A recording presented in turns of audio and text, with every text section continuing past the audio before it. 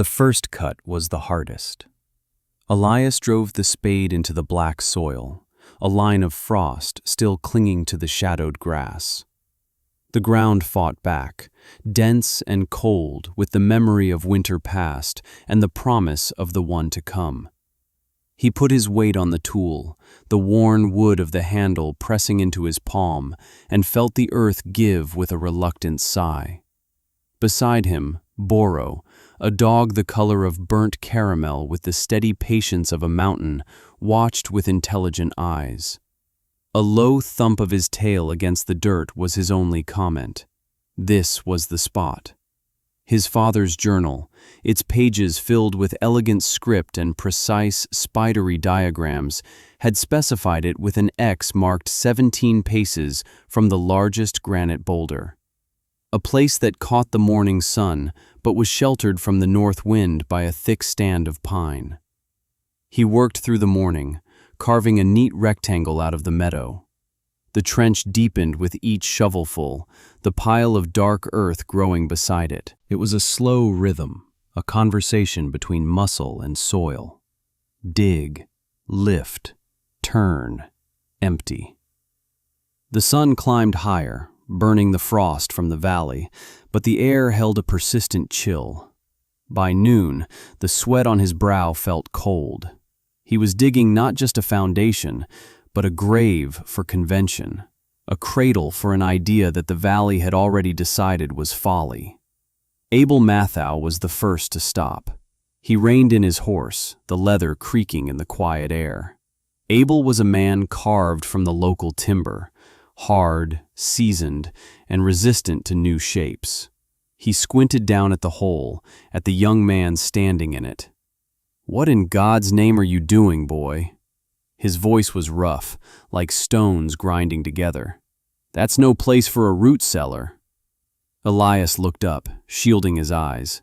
He didn't stop his work, just paused with the spade half full. "Building my house." Abel chuckled, a dry, rattling sound. "Your house? You're starting with a ditch 3 feet deep, planning to live with the worms?" He gestured with a gloved hand at the precise lines of the excavation. "Looks more like you're burying a giant." "It's for the floor," Elias said, his voice quiet, almost lost in the vastness of the valley. He tossed the soil onto the pile. Boro lifted his head and gave a soft huff in Abel's direction before resting his chin back on his paws. "The floor?" Abel's skepticism sharpened. "What kind of floor needs a trench that size?" "A warm one?" That was all Elias offered. He went back to digging. Abel watched for another minute, a look of profound disbelief settling on his weathered face.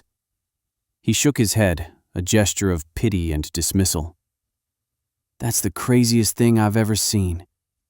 Your father was a good man, Elias, but he filled your head with book nonsense. That won't keep you from freezing. Wait until winter, you'll see." He clucked to his horse and rode on, leaving the boy and his dog alone with their strange work. Elias didn't watch him go. He just kept digging. The words didn't matter.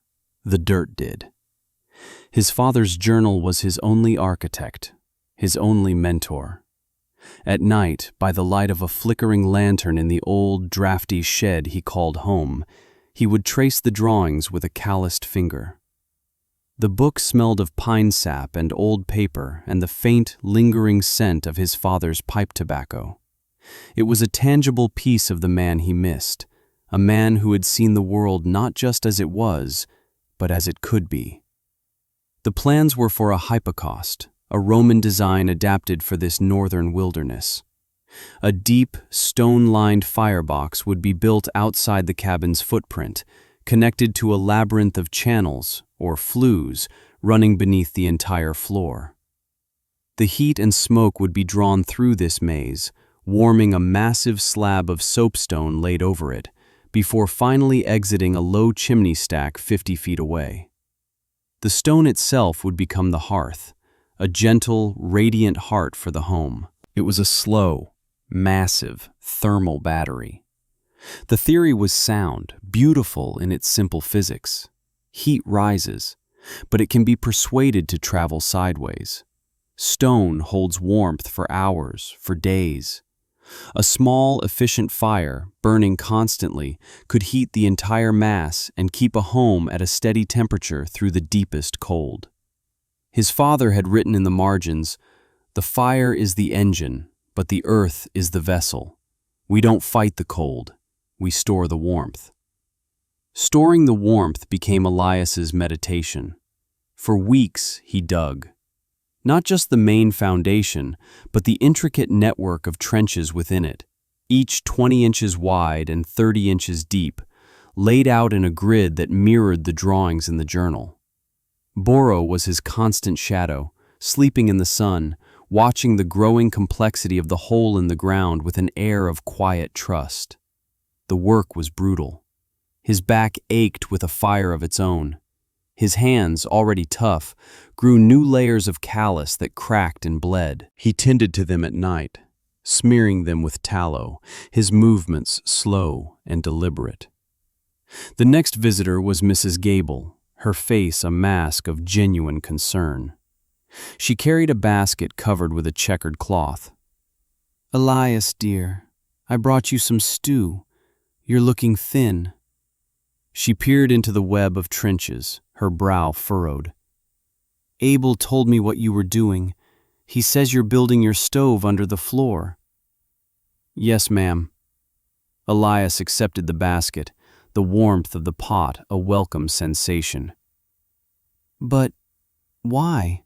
she asked, her voice gentle. "A good iron stove, a proper hearth in the center of the room. That's how it's done. That's what's safe. What if this thing fills your house with smoke? What if it doesn't work at all? You'll freeze before Christmas." "It'll work," Elias said. He did not say more. He could not explain the years of his father's research, the careful calculations of flue diameter and airflow, the specific properties of soapstone versus granite. He couldn't articulate the deep cellular faith he had in the faded ink of the journal. So he offered the only thing he had. "I have a plan." Mrs. Gable sighed, the sound of a mother's worry. Behind her, her daughter Lena watched from a distance, not with pity but with a quiet curiosity. Her eyes met Elias's for a moment, and she offered a small, hesitant smile.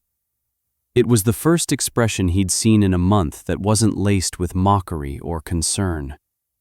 He gave a slight nod in return before turning back to his work. The next phase was the stone. He needed hundreds of flat, sturdy rocks to line the channels, and for that he journeyed to the scree field at the base of the western ridge. It was a 2-mile trek each way. He built a crude sledge and, with Boro harnessed beside him, began hauling the stones. It was a Sisyphean task. Load the sledge until the runners groaned, drag it back across the uneven ground, unload the stones, and return for more. Each trip took 3 hours. He made 3 trips a day. The sun beat down, then the autumn rains began, turning the path to mud that sucked at his boots and the sledge's runners. He worked through it all, his body becoming a machine of hauling and placing. He lined the channels with a mason's care, fitting the stones together, chinking the gaps with a mortar of clay and sand.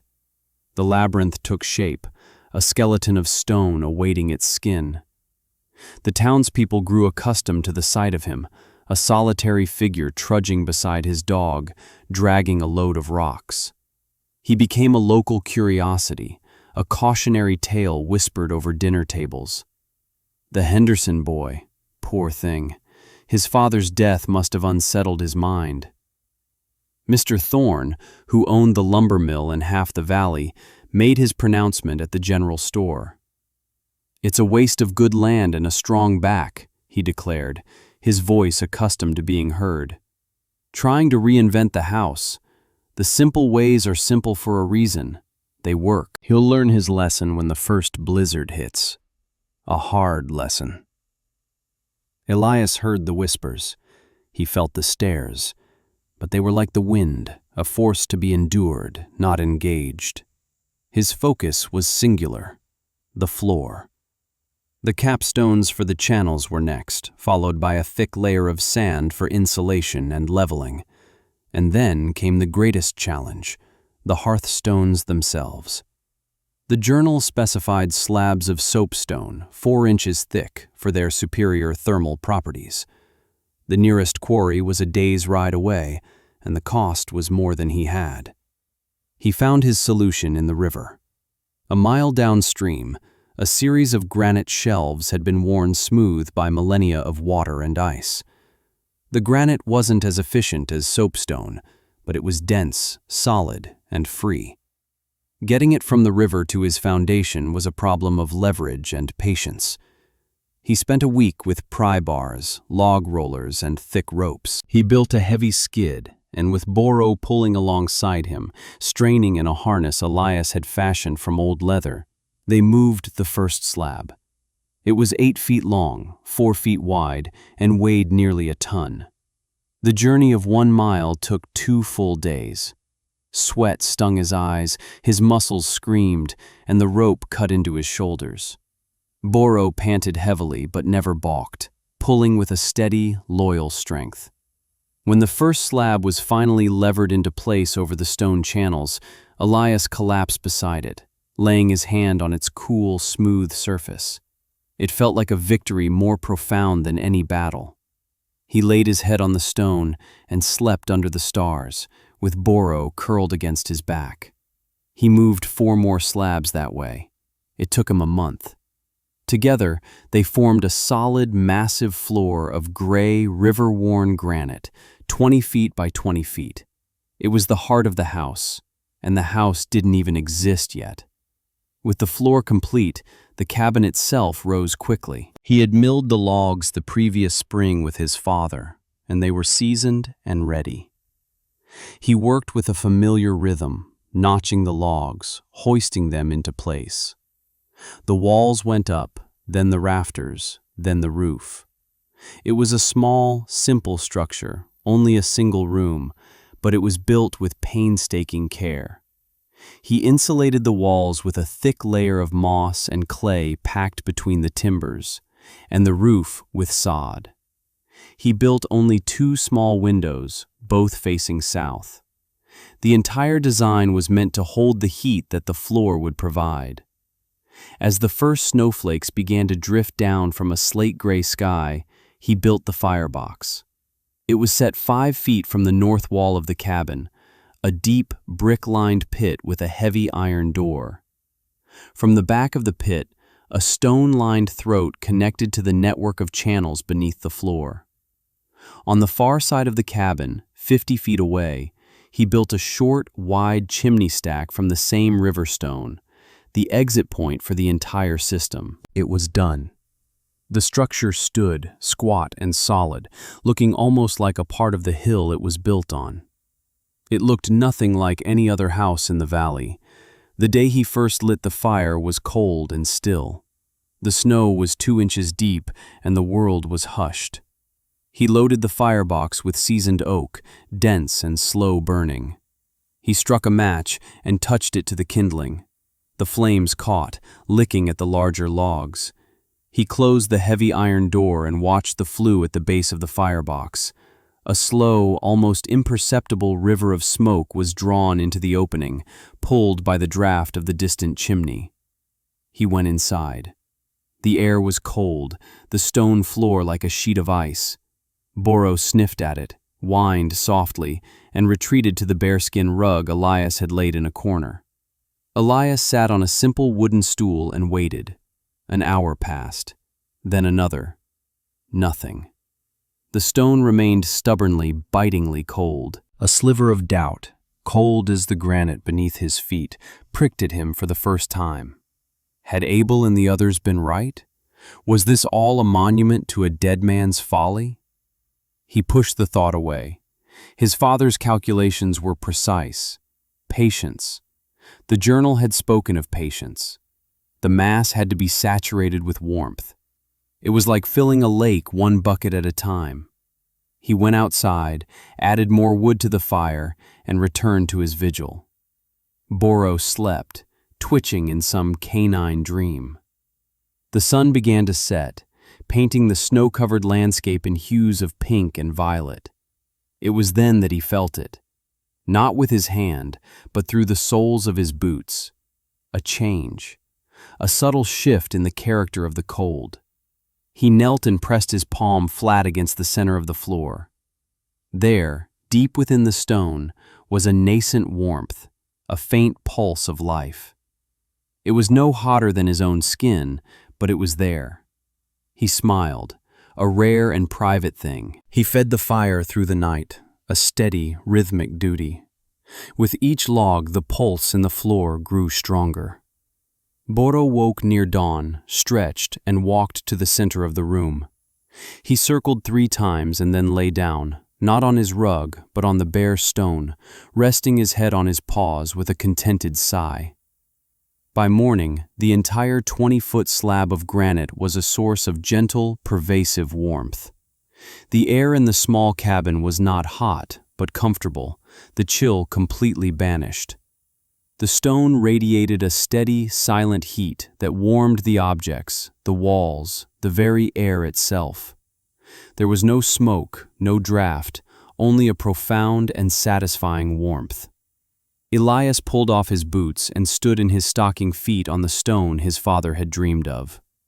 It felt like standing on solid ground. Winter arrived not as a guest, but as an invader. The early snows were a prelude, a gentle warning. Then the real cold descended, a weight that settled over the valley, freezing the river solid and turning the trees to brittle glass. Temperatures dropped to 20 below, then 30. The wind came, a relentless razor from the north, sculpting the snow into massive drifts that buried fences and blocked roads. Smoke plumed from the chimneys of the other houses in the valley, a sign of the furious battle being waged against the cold within. Fires had to be kept roaring day and night. Wood tiles dwindled at an alarming rate. In Elias's cabin, life was quiet.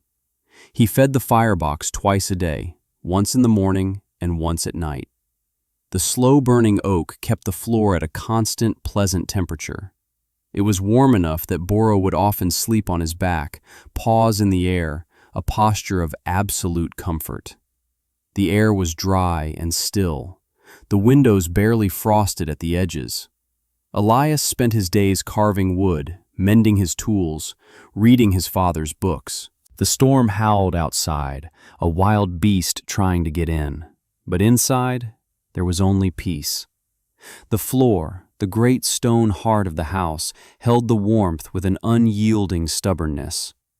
He saw the other villagers only occasionally, figures bundled so heavily they were barely recognizable, hurrying from house to store and back again.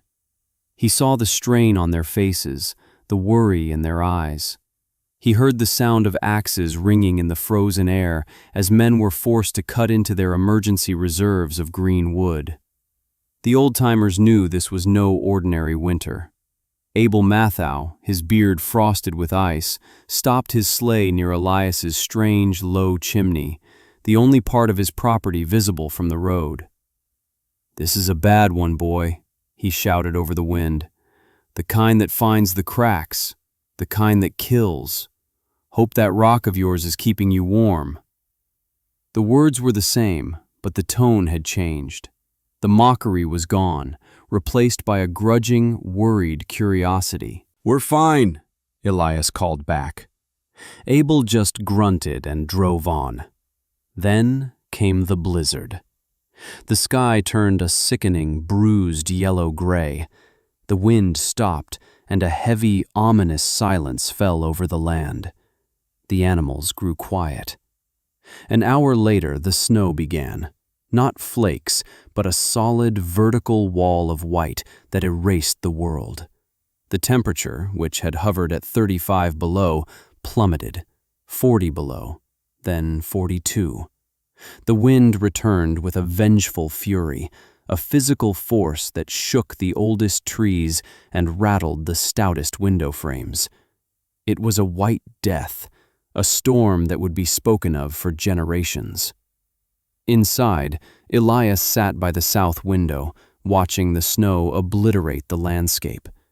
The granite floor beneath him was a steadfast anchor of warmth in a world dissolving into frozen chaos. He had just returned from feeding the firebox, a journey of only 5 feet that had left him breathless, his eyelashes frozen together. Burrow lay on the stone, untroubled, his rhythmic breathing a comforting sound against the shrieking wind. The knocking came late the first night. It was a frantic, desperate pounding, nearly lost in the gale. Elias opened the door to a wall of swirling snow and a figure crusted in ice. It was Abel. His face was pale with fear and cold. "Elias!" he gasped, stumbling inside, bringing a cloud of frigid air with him. "Our fire! Chimney's blocked with ice. The smoke is backing up. We put it out. The house, it's as cold as a tomb. Martha is sick. We're freezing, son. We're freezing to death." He stopped, his eyes wide. He looked down. He was standing on the granite floor, the snow melting from his boots into puddles. He stared at the floor, then around the room. There was no stove, no fireplace, yet the air was warm. He looked at Elias, at his simple wool shirt, no coat needed. The understanding dawned on his face, slow and overwhelming. "Come in," Elias said simply. "Bring Martha." Abel returned minutes later, half carrying his wife, who was wrapped in every blanket they owned. She was shivering violently. Elias helped settle her on a cot near the center of the room. She looked around, dazed, her shivering slowly subsiding in the gentle, radiant heat. "My God," Abel whispered, touching the floor with his hand as if it were a holy relic. "It works. It actually works." He looked at Elias, his eyes filled with a humility the younger man had never seen. "I am a fool, an old, stubborn fool." "You're warm," Elias said. "That's what matters." They were not the last. Before morning, another knock. It was Mrs. Gable and Lena. Their woodpile was buried under a 15-foot drift, and their last logs were spent. Their house was losing heat fast. Lena's eyes met Elias's as she stepped onto the warm floor, a look of quiet vindication and profound gratitude passing between them. Soon after, the Thorne family arrived. Mr. Thorne, the proud mill owner, was humbled and terrified. The furnace in his grand house, the pinnacle of modern convenience, had failed. His 2 young children were blue with cold. "We have nowhere else to go," he said, his voice stripped of its usual authority. Elias's small cabin became a sanctuary. He brought in more cots, laid out every blanket he owned.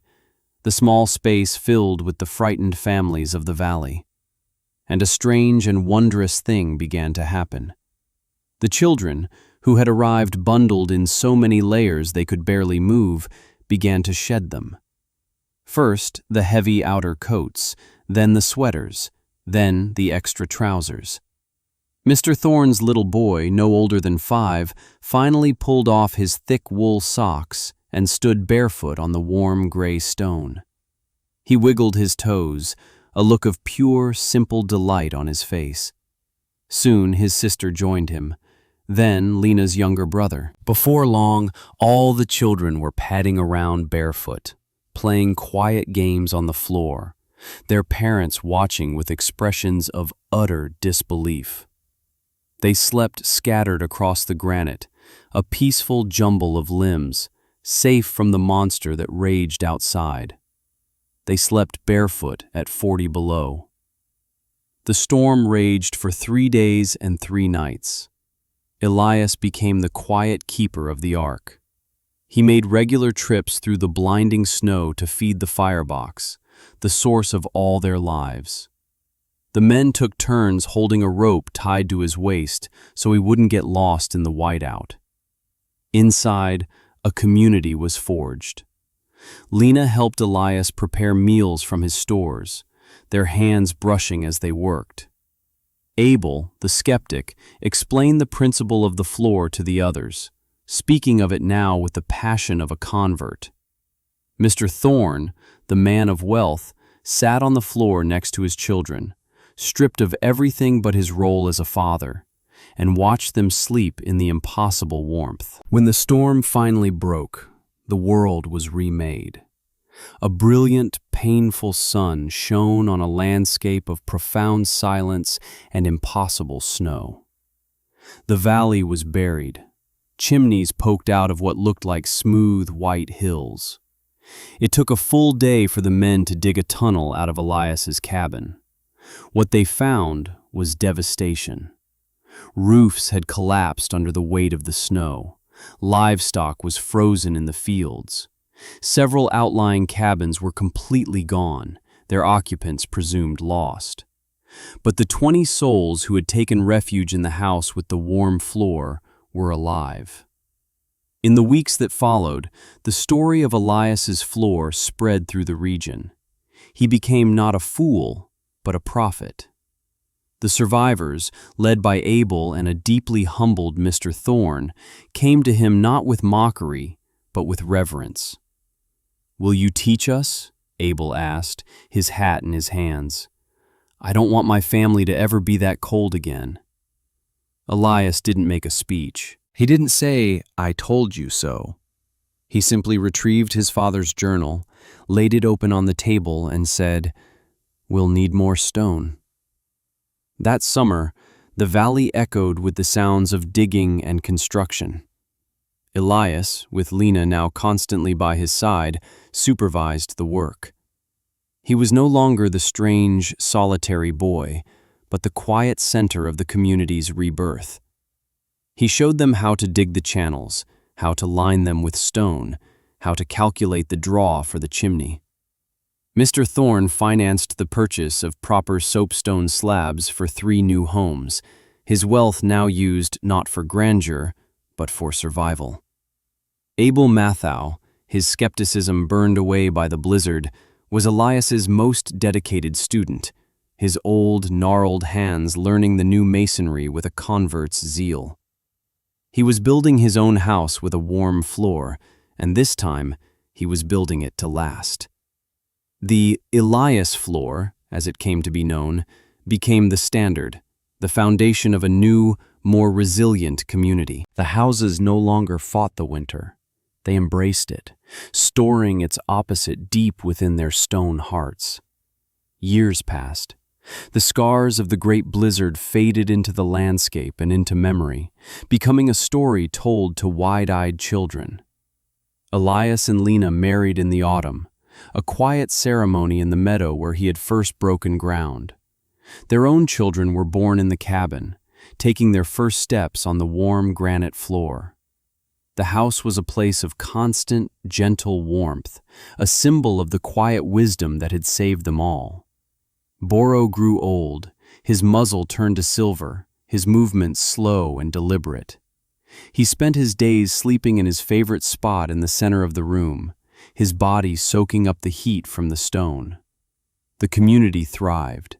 The new houses, built with their thermal hearts, made the harsh winters manageable, even comfortable. The knowledge passed on from neighbor to neighbor, from father to son. Elias remained a man of few words, but his silence was now understood as wisdom. He was an elder, a figure of deep respect, consulted on matters of building and planning. He never sought the role, but he wore it with a quiet grace. One crisp spring morning, when the snow had melted and the first green shoots were pushing through the soil, Boro did not get up to greet him. The old dog lay on the floor, his great heart having finally, peacefully, given out in his sleep. Elias knelt beside his oldest friend, the first believer in the warm floor, and laid a hand on his still flank. There was a profound sadness, but no tragedy. It was a good end to a good life. With Lena's help, he buried Boro under the tall birch tree on the hill overlooking the cabin, marking the spot with a simple, smooth river stone. More years turned. Elias's children grew and had children of their own, all of them raised in houses with warm floors. The valley was no longer a place of precarious survival, but one of settled, confident life. Elias grew old himself, his back stooped from a lifetime of labor, his hands a roadmap of scars and calluses. He was a patriarch not of a family, but of an idea. He died as peacefully as his dog had, in his own bed, in the small cabin that had become a legend. The entire valley, a town now, with a school and a church and a proper general store, turned out for his funeral. They buried him on the hill next to Boro, under the birch tree. His son carved the headstone from a piece of the same gray granite he had once hauled from the river. The epitaph was simple, suggested by Abel Mathau, now a white-haired old man himself. It read, "Elias Henderson. He warmed the earth." Decades later, the original cabin still stood, preserved by the town as a historic site. The valley was now dotted with dozens of homes, smoke rising lazily from their distant, low-profile chimneys. On a cold winter night, with the wind howling down from the peaks and the temperature dropping far below zero, a young mother in a new house across the meadow tucked her children into bed. A few minutes later, she smiled as she heard the soft patter of feet. Her two children, unable to resist, had crept out of their beds. They were curled up together asleep on the floor in the main room, their bare feet pressed against the lovely, warm stone, safe and content. The fire was in the earth, the cold was kept at bay, and the legacy of the quiet boy who dug a strange trench in the ground endured. The floor was warm. The children were safe. That was all that had ever mattered.